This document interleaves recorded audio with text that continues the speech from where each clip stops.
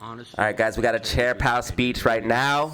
I speak for all of us here. Make sure you guys There are like and few subscribe. You already know the examples deal. of patriotic, decent dedication to the It's going to be nation introducing as you Chair are. Powell in a second. And thank you for returning to the Providence Chamber during your final few months as Fed Chair.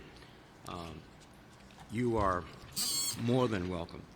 Ladies and gentlemen, would you please join me in welcoming Chair of the Federal Reserve, Jay Powell.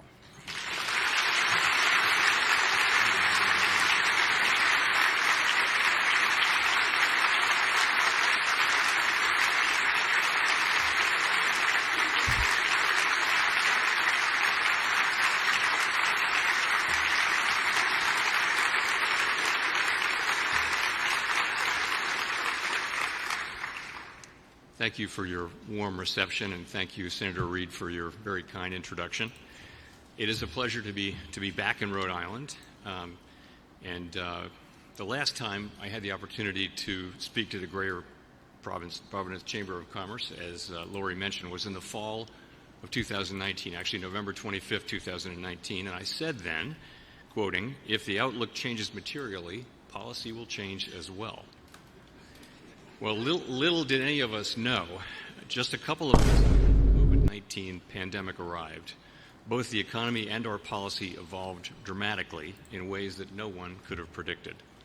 Along with actions by Congress, the administration, and the private sector, the Fed's aggressive response helped stave off historically severe downside risks to the economy. The COVID pandemic came on the heels of the painfully slow, decade-long recovery from the global financial crisis. And these two back-to-back world historical crises have left behind scars that will be with us for a long time. In democracies around the world, public trust in economic and political institutions has been challenged. Yeah, you say that. Those of us who are in public service at this time need to focus tightly on carrying out... We don't trust the government at all. Type a 1 in the chat if you don't trust the government. Type a 1 in the chat if you don't trust the government. Our critical missions to the best of our ability in the midst of stormy seas. Type 2 if you trust the government.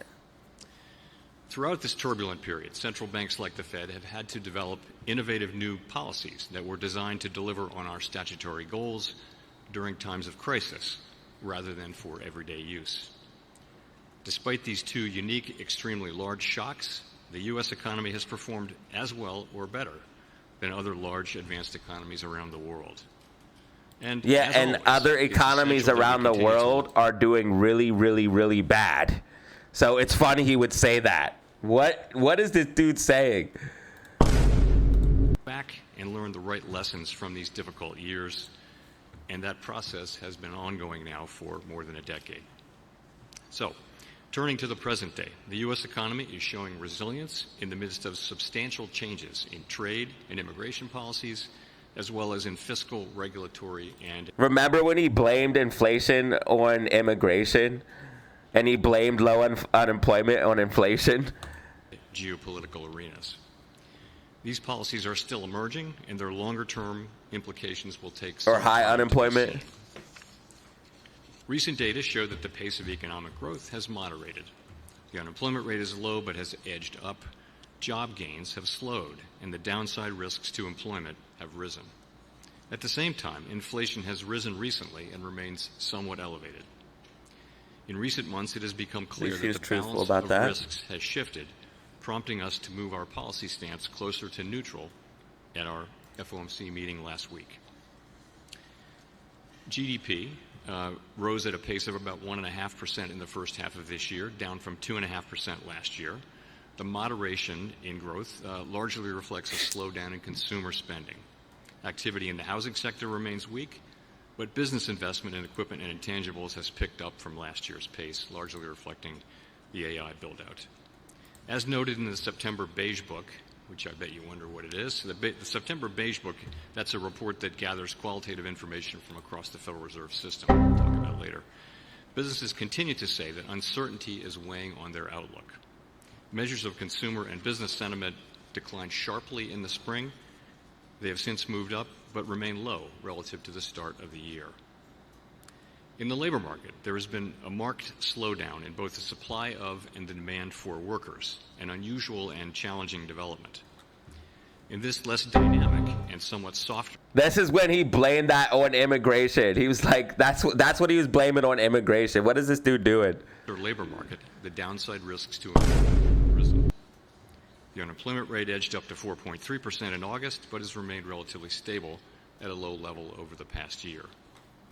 Payroll job gains slowed sharply over summer months as employers added an average of just 29,000 per month over the past 3 months. The recent pace of job creation appears to be running below what we call the break-even rate, that is the rate needed to hold the unemployment rate constant. But a number of other labor market indicators remain broadly stable. For example, the ratio of job openings to unemployment remains near 1, and multiple measures of job openings have been moving roughly sideways, not down, as have initial claims for unemployment insurance. Inflation, meanwhile, has eased significantly from its highs of 2022, but remains somewhat elevated relative to our 2% longer-run goal. The latest I don't think they're ever going to get back to 2% inflation. My personal opinion is that they're going to make the goal 3%. They're not going to say 2% is the goal anymore. I think, in my personal opinion, they're going to try to end up making the goal 3%. Available data indicate that total PCE prices rose, that's personal consumption expenditure prices, that's the inflation measure that we follow most closely, rose 2.7% over the 12 months ending in August, up from 2.3% in August 2024. Excluding the volatile food and energy categories, core PCE prices rose 2.9% last month, also higher than a year ago. Goods prices, after falling last year, are driving the pickup inflation. Incoming data and surveys suggest that those price increases largely reflect higher tariffs rather than broader price pressures. Disinflation for services continues, including for housing services. Near-term measures of inflation expectations have moved up on balance over the course of this year on news about tariffs. Beyond the next year or so, however, most measures of longer-term inflation expectations remain consistent with our 2% inflation goal.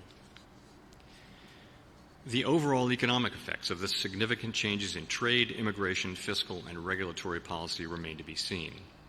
A reasonable base case is that the tariff-related effects on inflation will be relatively short-lived. Why does he say it like that, short-lived? And secondly, what does he mean? Because I don't think the tariff inflation is just going to go away. I think it's going to stay, and it's here to stay. That's one thing I highly disagree with him about. A one-time shift in the price level. Now, a one-time increase does not mean all at once. Tariff increases will likely take some time. He literally just discredited what he said. It's going to take some time. He literally just discredited what he said. The inflation's going to grow over time. It's going to be a certain amount, but it's going to grow over time. And of course, the underlying inflation is going to keep increasing things. What is this guy even talking about? To work their way through supply chains. We're at like 3% inflation. This one-time increase in the price level 2.9 will likely be spread over several quarters and show up as somewhat higher inflation during that period. But uncertainty around the path of inflation remains high. We will carefully assess and manage the risk of higher and more persistent inflation. We'll make sure that this one-time increase in prices does not become an ongoing inflation problem. Sure. Turning to monetary policy. Near-term risks to inflation are tilted to the upside, and risks to employment are tilted to the downside, a challenging situation. Two-sided risks mean that there is no risk-free path.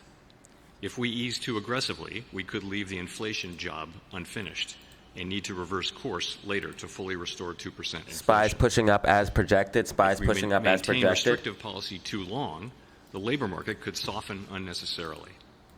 When our goals are in tension like this, our framework has a long call for us to balance both sides of our dual mandate. The increased downside risks to employment have shifted the balance of risks to achieving our goals. We therefore judged it appropriate at our last meeting to take another step toward a more neutral policy stance, lowering the target range for the federal funds rate by 25 basis points to 4 to 4.25%. This policy stance, which I personally see as still modestly restrictive, leaves us well positioned to respond to potential. Yet we have other Fed members coming out saying that rates need to come down more quickly. So that is one thing I want to point out there. potential economic developments. And I think personally rates should have came down sooner than they have, but the Fed's always behind the curve. They're always behind the ball. Our policy is not on a preset They think they can course. control We the will continue economy to and they determine can't. the appropriate stance based on the incoming data, the evolving outlook, and the balance of risks. We remain committed to supporting maximum employment and bringing inflation sustainably to our 2% goal. Our success in delivering on these goals matters to all Americans, and we understand that our actions affect They're not getting back to communities, 2%. families, and businesses across the country. So thank you again for having me here, and I very much look forward to our discussion. Thanks. They're not getting us back to 2%.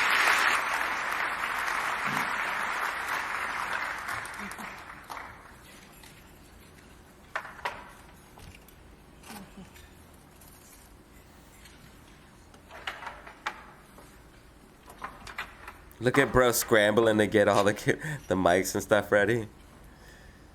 Get the podium out of the way. Thank you very much. They're like, thank you, slaves. Good afternoon once again, Mr. Chair. Thank you for those opening remarks and reminding us just how tremendously the world has changed and evolved since you were last here in 2019. President of the Federal Reserve Bank of Boston, Susan Collins, is also here with us today. And President Collins, we have had the opportunity many times to discuss with you the conditions in this Fed region, of which Rhode Island is part of the Boston region. So, Mr. Chairman, I would ask you to think about your comments reflecting on the importance, what you have said, the importance of deeply understanding local labor markets. And I'm wondering if in your deliberations leading up to the most recent FOMC meeting, whether there was anything particularly distinctive in what you saw coming out of the Boston Beige Book. So let me say a word about the Beige Book. So there are 12 reserve banks, as you know, around the country. AMC's looking good for a and each of possible them bull has flag deep breakout. ties into not just the business community, but GameStop pushing back up, but it medical left a community, gap. Educational community, nonprofits. SPY moving back to the upside as Each projected. FOMC cycle, which is sort of 8 of those a year, they do a deep dive and they collect lots and lots of information about the economy. And so, and that information gets collated and put into what we call the Beige Book because it's beige, and we, we're not that original. And so we get that a couple weeks before each FOMC meeting. And I have to say, I don't know of any source of sort of qualitative information about the economy that even approaches this. It's just a lot of conversations with a lot of people, and I personally find it very useful. Sometimes you look at that book and you see significant regional differences, and this is not one of those times. So, for example, the Boston Fed piece in the last Beige Book talked about lots of spending on AI. Well, guess what? That was pretty common across 8 or 9 of the districts. So I would say nothing really jumped out from the Boston piece. What you saw was all around the country, you saw pretty modest growth, wage and price inflation at modest to moderate levels, the economy growing but not fast, and uncertainty, significant uncertainty about federal public policy is kind of weighing on investments and the decisions about investment and hiring, except in the area of the AI build-out, which is just going really strong in pretty much many parts of the country. So nothing distinctive from the Boston region that would inform your future decision-making looking at the setting of monetary policy? What I saw from Boston was quite similar and overlapping with a number of other districts. Again, sometimes that's the case where things are pretty much of a piece. Sometimes different regions, particularly if there's a commodity price thing, you would see maybe things in the commodity-oriented regions doing differently from other regions of the country. Right now, it's it's much more the same around the country, I would say. So let's talk about and build on what you described a few moments ago about the dual mandate of the Fed. And if you could talk about these conditions that wax and wane over time, what signals will you be looking for in the run-up to the next FOMC meeting, which is SPY needs to get back above this roughly yellow line, 30 or you days. could see a little bit more downside We have before two recovery, goals, as you but mentioned, still looking maximum good. employment and price stability. Don't want to They're see it lose equal goals under the 66505 law. So if you're almost all the bullish. time, they work together. You know, they complement one another. So, for example, when the economy is weak, I'm going to see AMC push the up a little bit unemployment higher rate might too. be high and the inflation rate would be low, and that it calls for stimulus from us. And when the economy is really strong and the labor market is tight, Definitely that's when inflation volatile will be right now moving while the up, Fed's and so speaking. policy might be a little bit tighter. That's almost always the case. Right now is the quite unusual case where risks to, as I mentioned in my remarks, risks to employment are to the downside and to inflation to the upside. Now, we only have one tool, which is monetary policy, really interest rates, and really it's calling for. And he's expecting to control the whole entire economy with one tool, ladies and gentlemen. This is how you know the Federal Reserve, aka the United States Central Bank, is a fraud. And let me remind you, it's a private entity. It has nothing to do with the federal government. It only has that name to give you the perception that it does. For different answers. So abolish for a the long Fed. time, we have a document called the Statement on Longer Run Goals and Monetary Policy Strategy. We call it the Consensus Statement at the same time.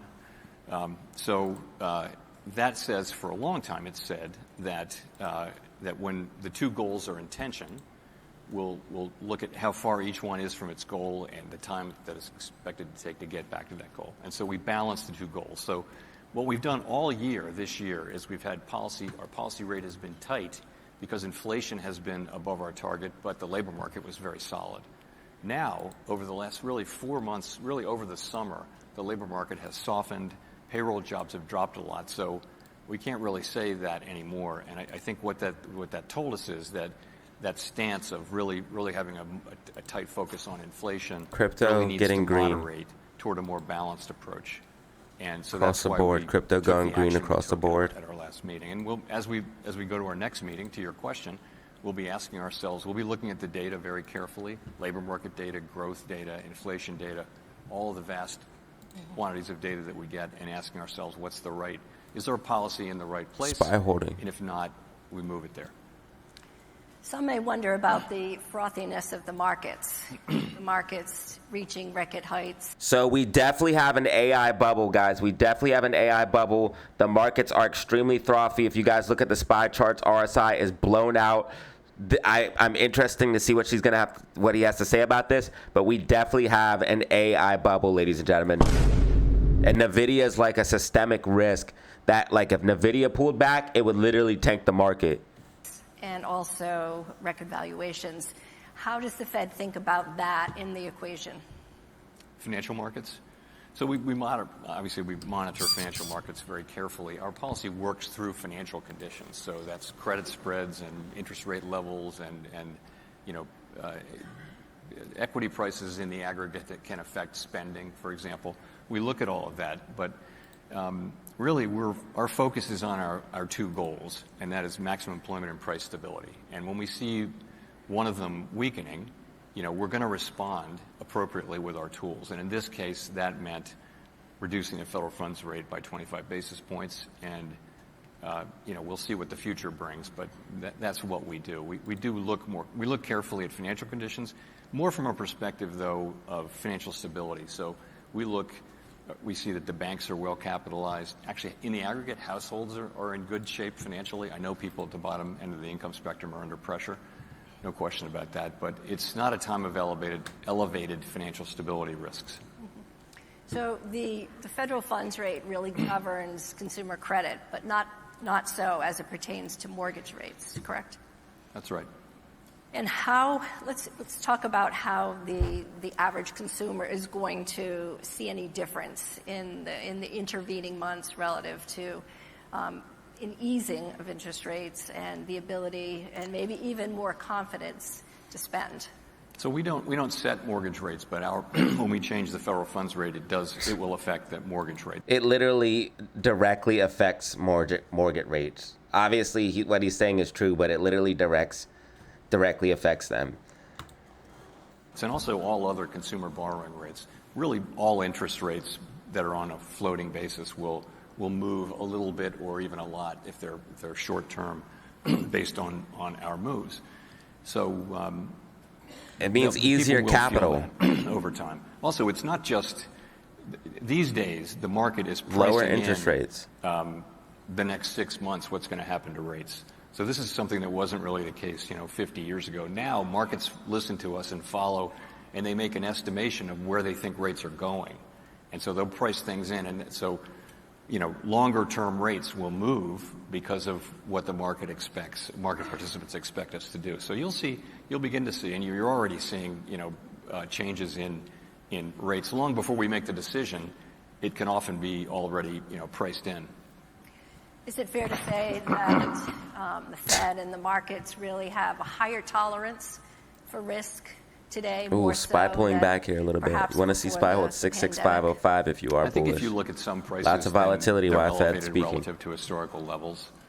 GameStop there were has a times gap during- filled to the before downside. pandemic when you had, it happens periodically. Equity prices will move up and down, and we do monitor that. But we're not targeting any level of prices for particular financial assets. We don't have a view that we know what the right price of any particular financial asset is. We do look at overall financial conditions, and we ask ourselves whether our policies are affecting financial conditions in a way that is what we're trying to achieve.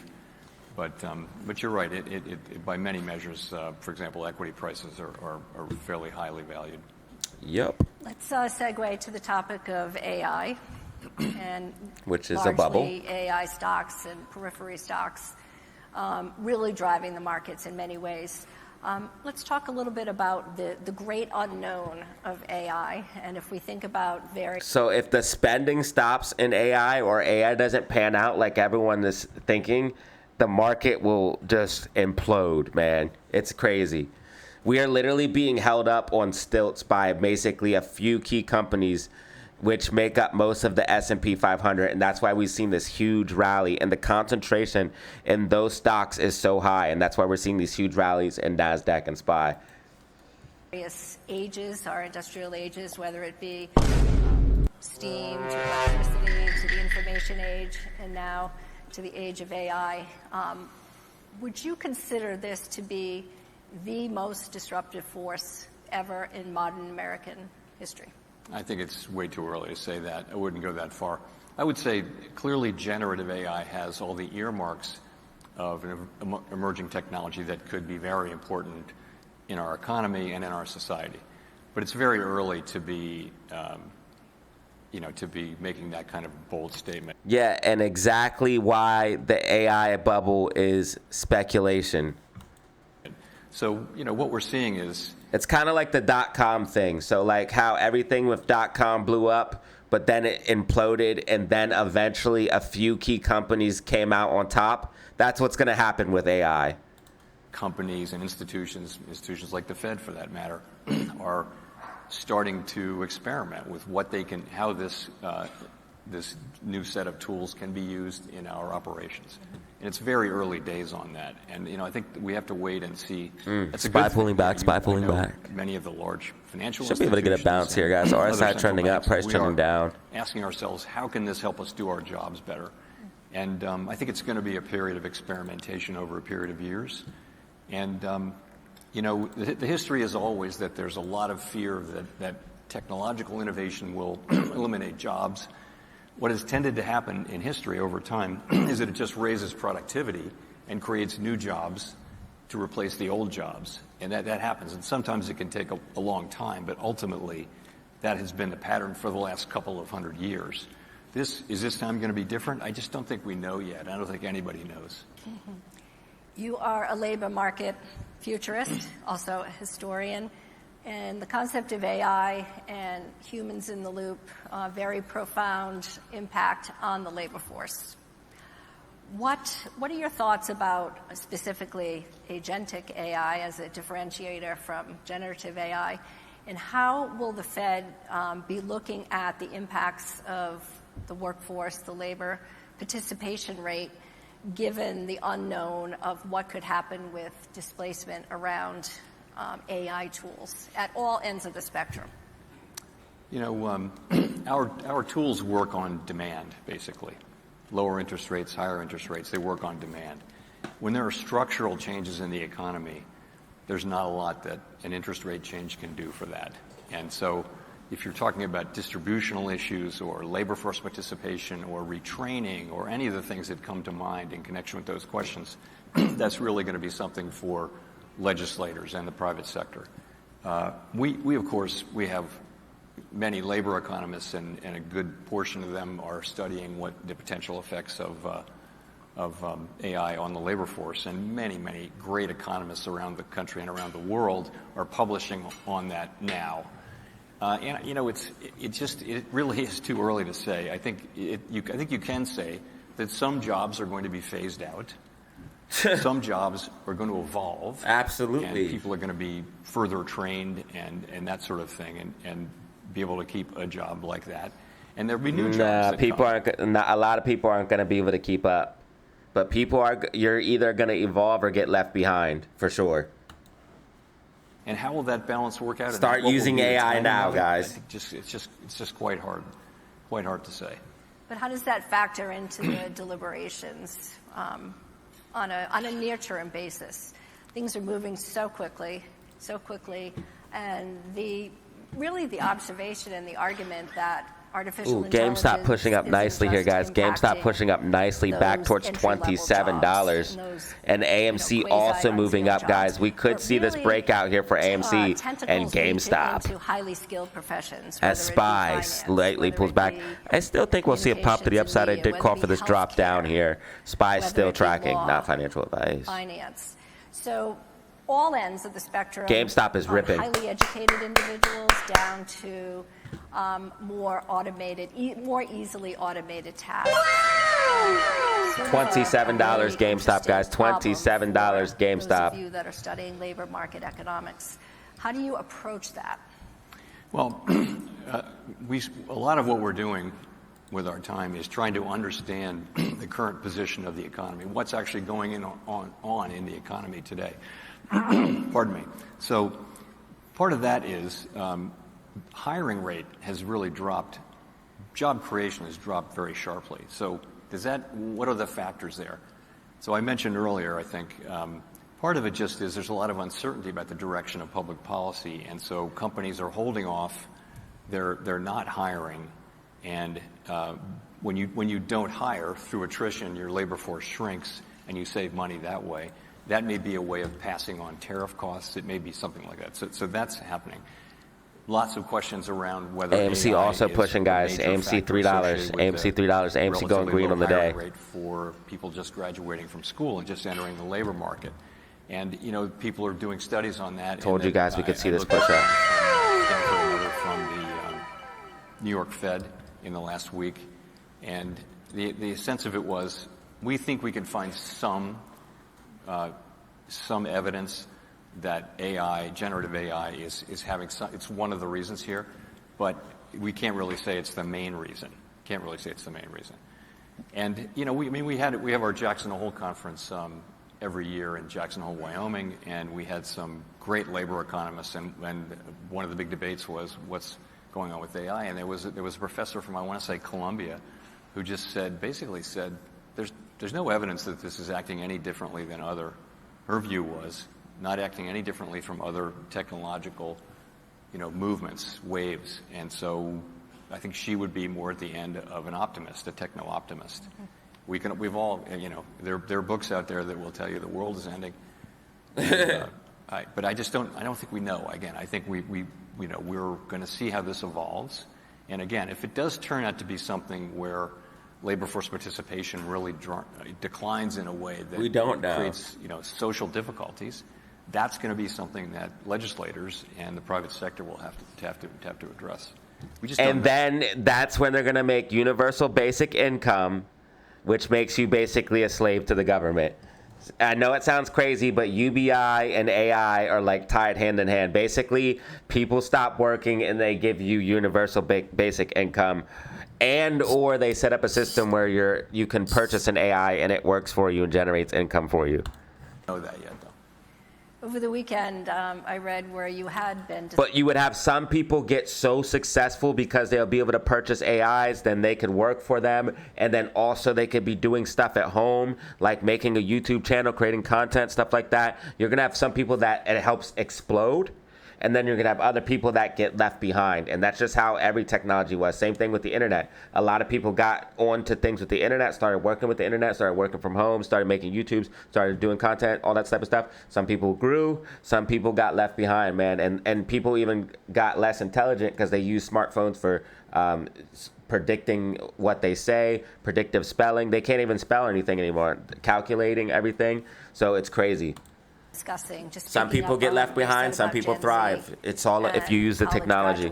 And any possible disruptions in trying to find jobs. So Gen Z would be those born between 1997 and 2012, roughly ages 13 to 28. Yes, what are your sir. thoughts on college enrollment? We'll talk a little bit about labor disruption in just a minute. And Jackson GameStop Hole, just because I know that's a blasted favorite of off. yours, but, We did leave a gap fill to the downside, but GameStop just blasted off 27.17 up 1.42% on the day. I told you guys, it's not over, man. Every time GameStop comes down, it gets bought right back up. I mean, again, we all see the data that it's And AMC's probably about to break out of this bull flag and push above 3 and pop to 305, 310. But remember, the overall SPY, unfortunately, pulling back. SPY, unfortunately, pulling back. Should bounce here still. RSI trending up, price trending down. It's getting some bullish divergence. Low higher economy, and it feels like companies are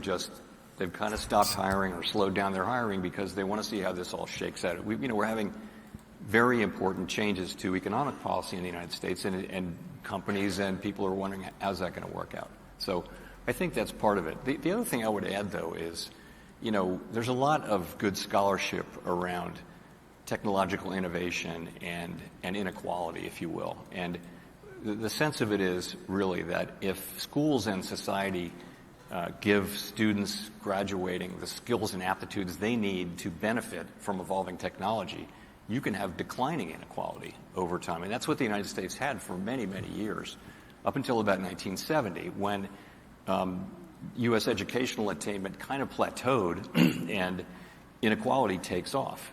So it's really down to having the skills. So kids who come out of school today with technological skills and can work with this new technology, they're probably going to be fine. They're going to be great. And this is exactly what I said, where some people get left behind and some people thrive. It's all about if you can use the technology. If you don't have those skills, though, you're increasingly left with less attractive employment options. So in a way, it's an educational issue. Our society is our education system, and you spoke about inequality, particularly the digital divide, and thinking about where the United States really has paced among countries throughout the world. Particularly, that was a subject that you initiated at Jackson Hole back in August. What are your thoughts on how that is likely to really change the way we look at technology as a force for productivity and advancement? I mean, technology has been raising incomes and productivity for really a couple hundred years since the Industrial Revolution. It's been an amazing thing for the quality of human life, and there's no reason why that has to change. In the United States was the first country to have gender-blind secondary education, and if you go back, you'll see that there's a great book on this, but it just basically the U.S. had fast technological innovation for a century, and also declining inequality because people were coming out and their educational the capabilities they took out of the educational system gave them the ability to benefit from evolving technology. So, and that's really the key, because technology, what it does is it makes us more productive. I used to, one summer I worked on a project that was building houses, and I basically had a shovel and I just dug most of the summer. And now that would be a Bobcat, which can do 100 times the work, no blisters, no water breaks. It's just much more productive. And you see housing production's gotten, at least it did get for a while, much more productive, not so much lately. But that I think is the story. And while U.S. educational attainment, college graduation rates and things like that leveled out. They're still going up. The rest of the world caught on and has really caught up in terms of educational attainment. And that really is the key. To your point, you got to educate everybody. Educational system, your country is your educational system ultimately. It's the people that come out and what can they do, and a variety of other factors too, obviously. But I think that's a key element. I'm struck by this because this was a major factor at our recent conference, and we had a great conversation about it. Well, tell us about the book. You gave me a homework assignment the other day, so I did download it, but I think everyone should follow that lead. All right.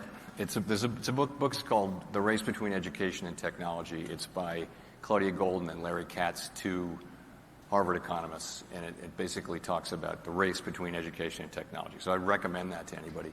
It was written in, I want to say, 2005, and they basically presented at Jackson Hole, they presented an update to the current day. The findings basically hold. It's very, I mean, I'm not a PhD economist. I read it 20 years ago. But you said it still holds very much true today. It does. And I think it's a good explanation for why the U.S. has had, rising inequality. This is their thesis. No, don't even try to pass it off for rising inequality. It's because of the inflation and the devaluation of the dollar. That's why the U.S. has rising inequality. Bro's just looking for a scapegoat right now. He's looking for anything other than the Fed, because the Fed is definitely the reason to blame for rising inequality because of inflation and because, dude, this guy is wildin'. He's looking for a scapegoat. They call it assets go up, inflation, rich get richer. So you need skills to benefit, but if you have those skills, then technology makes you more productive, and that's what we need. Incomes can only rise if productivity is increasing. We're sort of working as many hours as we can work now, so it really is down to.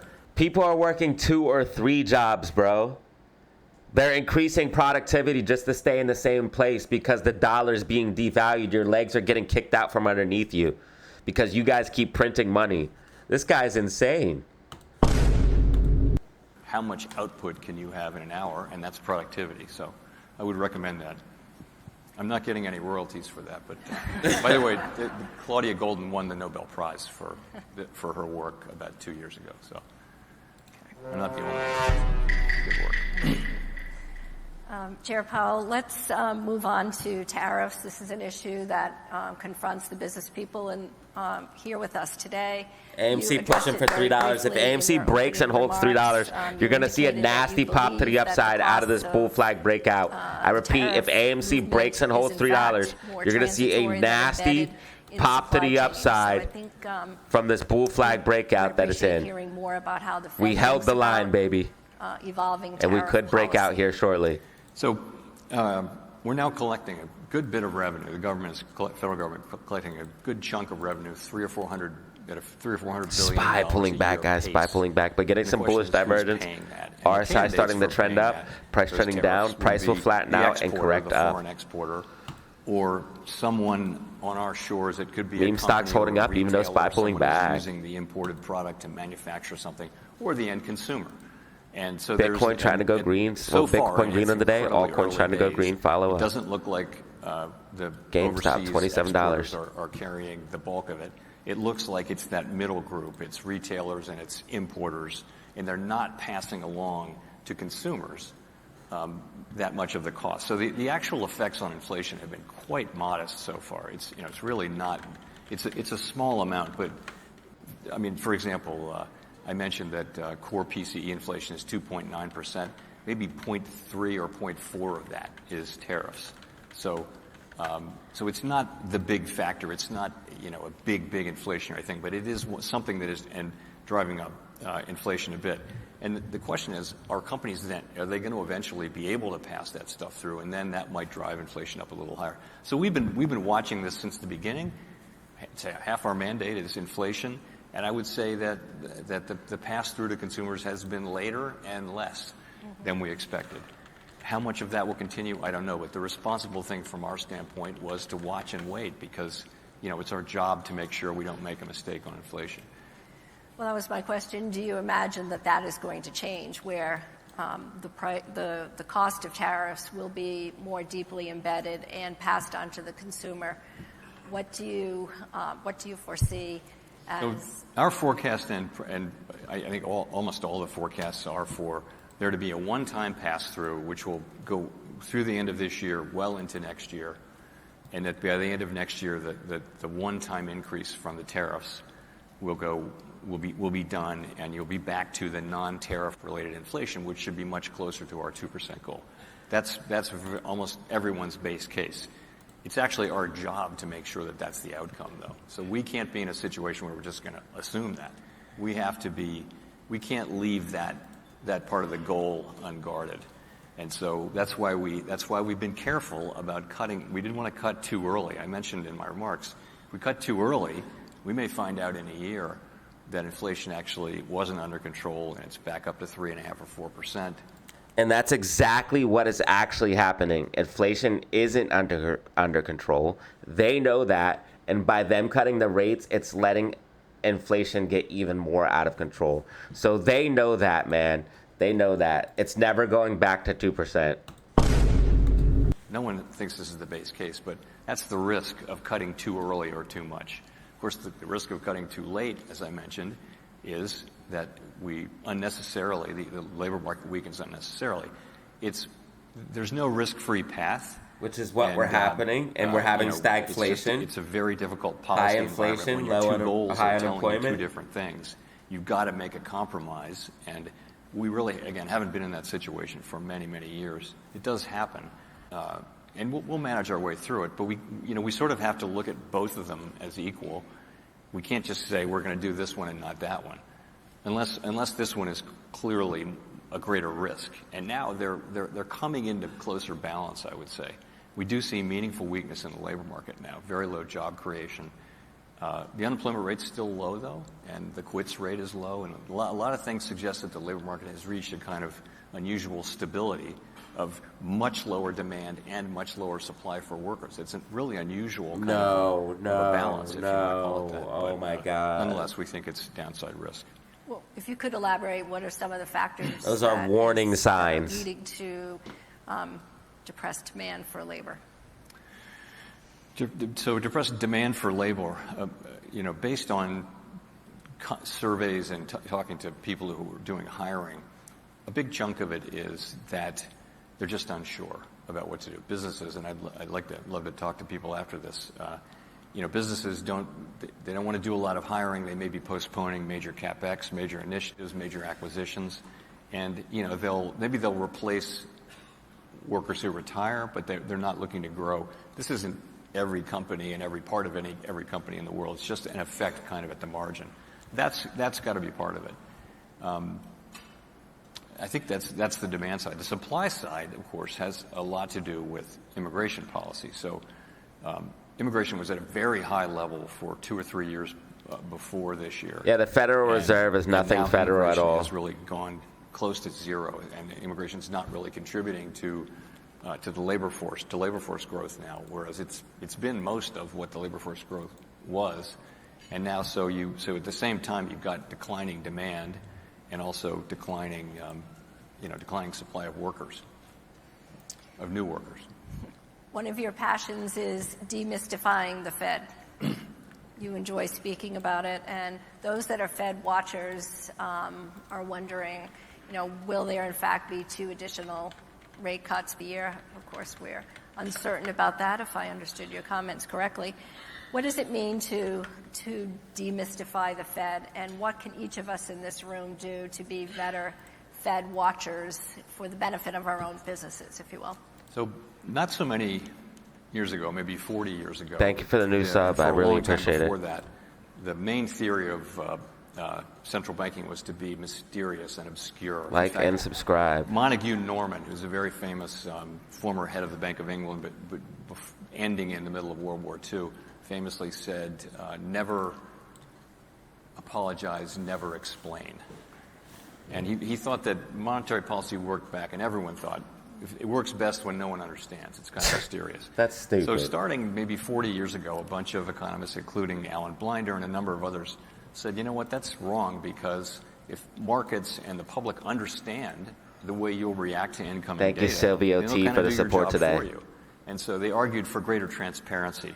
And people said, you know what, that makes sense. So central banks started being transparent. The Fed didn't even issue a post-Federal Open Market Committee announcement until 1994, and then did so as an experiment just to see what would happen. Now, so if you fast forward through, the 30 years since then, now we have a post-meeting statement, we have minutes, we have press conferences, every FOMC participant press release. on Squawk Box, we have a press release.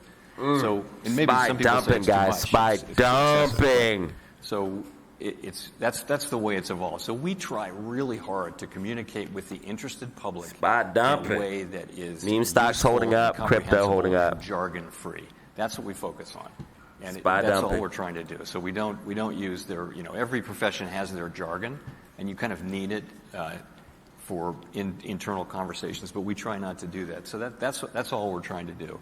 A couple of thoughts about what I wouldn't say I can't make anyone a better Fed watcher, I don't think, but things I would want to tell people about the Fed. One is just this, that we're making decisions. Our decisions are made under elevated levels of uncertainty, even in normal times. The economy is fundamentally. No one has been able to predict the economy more than for the next few months. It's an unpredictable. It's this enormous entity. Here's the Fed literally coming out and saying that he cannot predict what's going on and he really has no control. This is the Fed literally admitting that he can't really control the economy.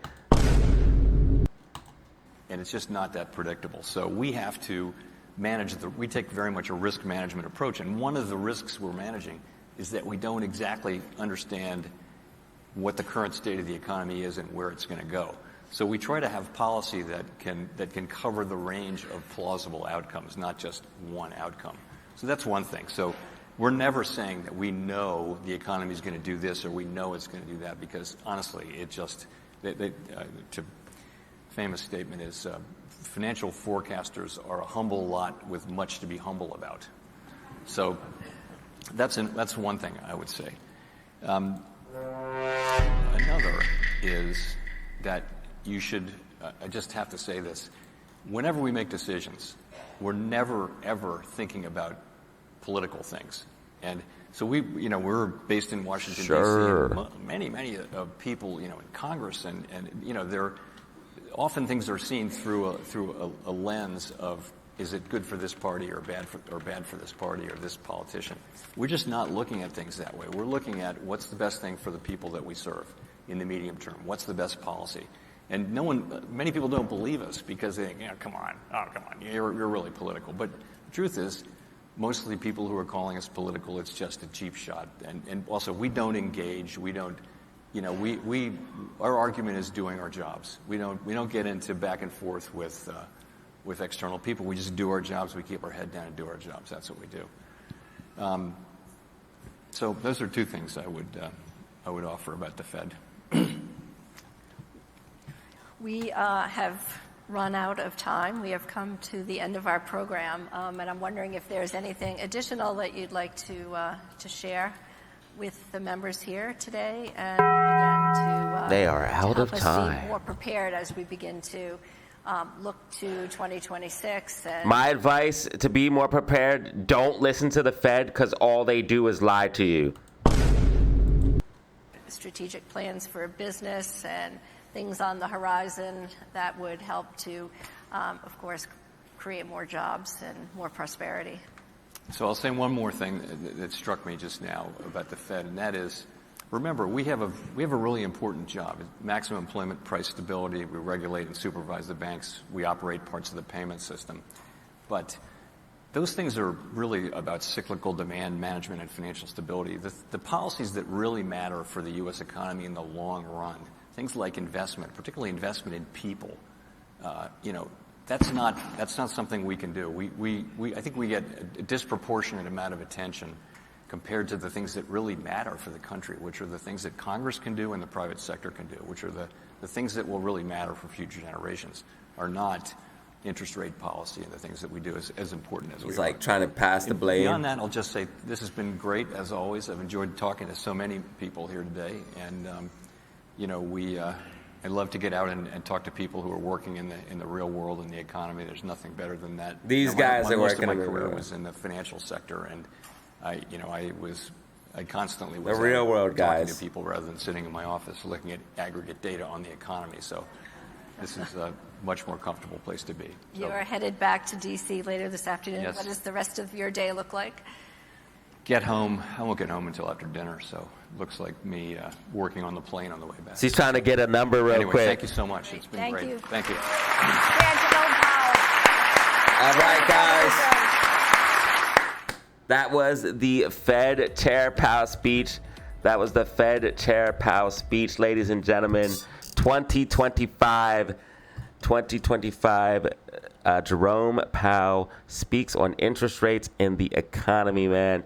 So make sure you guys like and subscribe. I appreciate you guys for watching, man. You already know what it is.